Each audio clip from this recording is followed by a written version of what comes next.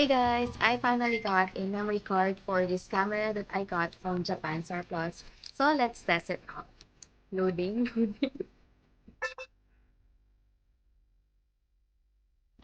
So I haven't fully tested this out yet. I just know it's working. Nung tinest ko siya, nagkakaroon siya ng error na wala siyang memory card. Medyo mahirap hanapin itong memory card na to. And mahal. Only got this from Carousel. So, Digicam seller talaga siya. And trusted seller ko na to.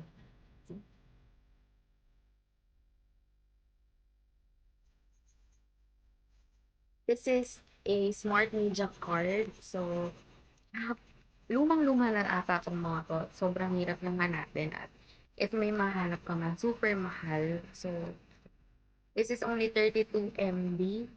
And I think ang max lang nito is 128 MB. So, this is the Olympus Camedia C40 Zoom.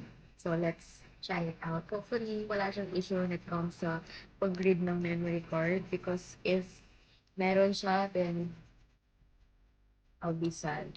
Guys, sobrang nipis niya. It's like a floppy disk. Nakakatakot. Wala siyang instructions. Wait, sabihin, okay.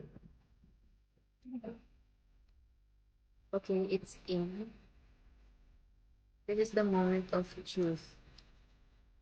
Okay? Okay. Ayan, nag-on siya. Loading. Nag-work siya, guys. Japanese language ba siya? So, let's see if nasa-set up natin na English.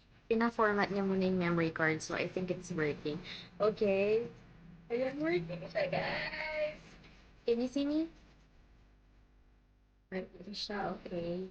Base sa memory card nito is nasa 32 shots lang yung kasha. And then for video naman, it's 96 seconds lang. Ayan, so hindi magpalitan yung kanyang language. So I guess I'll have to translate it every time I use it. Now, I'll test it out and I'll share some sample photos. What I like about here as well is that meron siyang shot count here kung ano ba yung meron available na shots. So cool.